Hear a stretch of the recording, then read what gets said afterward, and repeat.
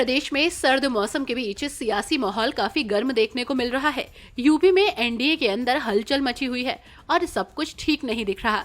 योगी सरकार के मंत्री ही अब अपनी सरकार के अधिकारियों के खिलाफ मोर्चा खोले हुए हैं, जिसने योगी सरकार के लिए बड़ी मुसीबत खड़ी कर दी है। पहले जहां योगी कैबिनेट में मंत्री और अपना दल एस के नेता आशीष पटेल ने अपने ऊपर लगे भ्रष्टाचार के आरोप को लेकर अपनी सरकार के अधिकारियों को निशाने पर लिया और उसे षड्यंत्र करार दिया, तो वहीं इन सबके बीच योगी सरकार के एक और मंत्री और निषाद पार्टी के अध्यक्ष संजय निषाद ने अपनी ही सरकार को एक बार फिर चेतावनी दे डाली। और तो और उन्होंने बीजेपी के विभीषणों का जिक्र कर नाराजगी जताई। संजय निषाद ने कहा कि ये लोग भाजपा को नुकसान पहुंचा रहे हैं। अगर इन पर कोई कार्रवाई नहीं की गई तो 2027 का चुनाव बीजेपी हार जाएगी। हमारे समुदाय के जो कुछ नेता हैं वो झूठ बोलते हैं कि हम निषाद ऐसे दे देंगे, डॉक्टर से आरक्षण लागू होगा तो डॉक्टर संजय हीरो हो जाएगा, डॉक्टर संजय परिवार निषाद पार्टी हीरो हो जाएगी, बड़ी हो जाएगी। अरे समाज हीरो हो जाएगा। समाज तो पहले भी हीरो था, अब जीरो बनाने वाले जीरो बना रहे। तो ये जो भारतीय जनता में रहने वाले जो कुछ नेता हैं वो गलत मैसेज गुमराह कर रहे हैं माननीय मुख्यमंत्री को, प्रधानमंत्री को, गृह मंत्री को, और वो वही लोग हैं जो 43 सीट हरवाए हैं। तो मैं नहीं चाहता हूं ऐसे लोग जो गुमराह कर रहे हैं उन्हें हटाया जा। जो भारतीय जनता पार्टी को 43 हराए उन्हें हटाया जा।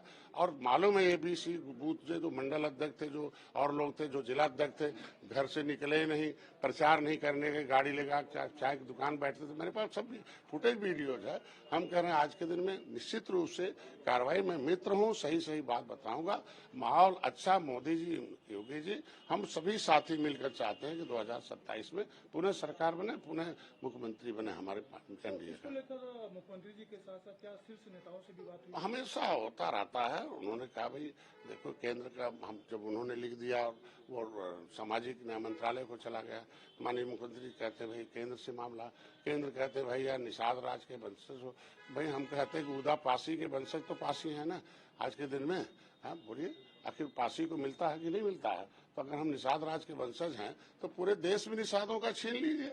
हम कहते हैं अगर ये आरक्षण रहता, मेरा सुरक्षा रहता, जब संविधान में लिखा हुआ कि निषाद के बेटी को कोई नहीं बोलेगा रे, नहीं तो अनुसूचित जाति आयोग उसे सीधे नोटिस लेगा, जेल भेजेगा, 10 लाख रुपया देगा। तो रामधनी निषाद जैसे लोग हत्या नहीं होती। ये जितने नेता हैं जो सपा के और लोग हैं, ये जाके राजनीति कर रहे हैं और गाली हमें दे रहे हैं कि डॉक्टर संजय क्या कर रहा है। मैं चाहता हूँ आगे आरक्षण लागू हो और किसी निषाद पर अत्याचार न हो। अगर हम तो आज के दिन में पहले ये पूंजी गंवाने वाले नहीं हैं, निषादों को अपने पास रखेंगे। भारतीय जनता पार्टी के साथ हैं, आगे भी रहेंगे, भविष्य में भी रहेंगे। मैं चाहता हूं केंद्र राज्य में सरकार है, निषादों हम एनडीए से हम नाराज नहीं है, हमारे लोग नाराज होते जा रहे हैं, इनका हिस्सा न मिले। ये हमारा काम है सूचना देना। परवीन निषाद की हार को भी आप जो है बीजेपी का हार मान रहे हैं? भाई सिंबल उन्हीं का, तो जिताना काम उनका ना। हम तो निषाद पार्टी के हैं, हम तो निषादों को वोट डलवाए। जितना बूथ है जीते हैं, जो प्रत्याशी था उसका भी बूथ हमने जीत के दिया है। तो ऐसा नहीं है, उससे बढ़िया रिकॉर्ड क्या हो सकता है। आगे मैं चाहता हूं कि जो सहयोगी दल हैं आगे भी हैं और बाद में आगे भी रहेंगे, हमेशा रहेंगे। और जो लोग अंदर हैं, जो विभीषण है, उन्हें हटाना चाहिए। नहीं तो 2027 नजदीक है, वो विभीषण अभी भी नुकसान पहुंचा रहे हैं। तो भारतीय जनता पार्टी अपने वोट का नुकसान करें, हम लोग अपना वोट का नुकसान करें। भाई तो मछुआ समाज पीडीए की तरफ जा रहे थे, पीडीए चला गया तभी तो 43 सीट जीत गए। आखिर वोट कहाँ से आए? भाई जब हम भारतीय जनता पार्टी के साथ आए 2019 में तो सपा बसपा एक थी तो भी नहीं जीते। अगर 2023 में 22 में हम आए, हारी हुई सीट दिया, 11 हारी हुई लेकिन 9 जीत दिया, 24 में कैसे हो गए? वादा नहीं पूरा करेंगे तो निश्चित रूप से आरक्षण बहुत बड़ा मुद्दा है।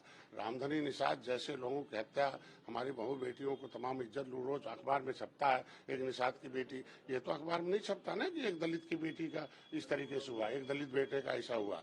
हम कहते हैं आज के दिन में दलित का नाम आते ही तुरंत अनुसूचित जाति आयोग सक्रिय होता है। तो जब उसी में मझवार लिखा है, हम 61 में 19 सेक्टर में 70 लाख थे और इन बेईमानों ने हमारा नाम हटा के 7000 कर दिया। तो ये मारने वाले बेईमानों को तो हमने हटा दिया, तो कम से कम भारतीय जनता पार्टी रहम करे।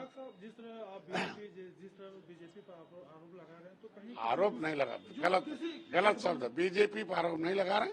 बीजेपी के अंदर रहने वाले कुछ नेता विभीषण हैं जो मेरे समुदाय के लोग हैं वो जाके राजनीति करते रामधनी निषाद के यहाँ। बताओ, उसके लिए नहीं लड़ेंगे कि आगे किसी रामधनी निषाद की हत्या हो जाए। आरक्षण यात्रा लेके निकले हैं, कोई निषाद नेता नजर नहीं आया। वो क्या कर रहे हैं आखिर? निषाद का समर्थन वो करें उसको लेकर। क्यों नहीं करेंगे भाई? वो हमारे सहयोगी दल है। बिना जांच के किसी के ऊपर आरोप लगाना, बिना जांच के किसी के ऊपर पेपर में रोजगार छपना, ये क्या मतलब है? क्यों नहीं सेंसर हो रहा है? अधिकारी के खिलाफ क्यों नहीं चल रहा है? जब राज्यपाल ने कह दिया कि भाई फाइनेंशियल पावर सब अधिकारियों के पास है, जब शपथ हुआ था दस्तखत करने का, चेक पर दस्तखत करने का, सब कानून बनाने का अधिकारी, हम लोग सुझाव देते हैं। सुझाव एज पर कॉन्स्टिट्यूशन होगा तो अधिकारी मानता है, नहीं होता तो बदलाव आ जाता है। हम लोग सरकार और जनता के मंशा के रूप कानून बनाकर उसे लागू कराने के लिए हैं।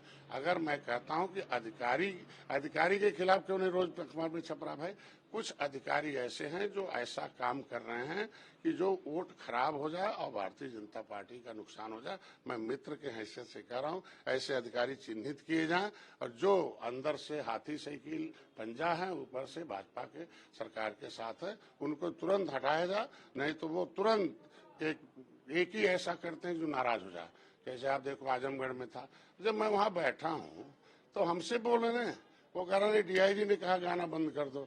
भाई निषाद राज का गाना चल रहा, श्रृंगारपुर का गाना चल रहा, हमारे लोग कि सीएम बनाओ गाना चल रहा, वो जनता का भावना, वो गाना बजा, दिन में सड़क पर गाना बज रहा है, और तो गलत है ना। तो इस तरीके कुछ ऐसे अधिकारी हैं जो चाहते हैं जनता नाराज हो जाए, फिर भारतीय जनता पार्टी नुकसान हो। मैं नहीं चाहता कि 2027 में नुकसान हो, और हम लोग तत्परता से फिर से 27 में लाएंगे, लेकिन इन विषयों पर कार्रवाई होनी चाहिए। वहीं इससे पहले गाजियाबाद के लोनी से भाजपा विधायक नंदकिशोर गुर्जर ने भी अपनी ही सरकार की पोल खोल कर रख दी थी, जिसका वीडियो सामने आने के बाद तो हड़कंप मच गया, जिसमें भाजपा विधायक कहते हुए दिखाई दे रहे थे कि हमारी सरकार में प्रतिदिन 50,000 गायें कट रही हैं, ये अधिकारी गाय का पैसा खा रहे हैं, सब लूट मची है, इन सबके मुखिया चीफ सेक्रेटरी हैं, मेरी हत्या की तैयारी कर चुके हैं ये, और 9 mm की 25 पिस्टल खरीदी जा चुकी हैं।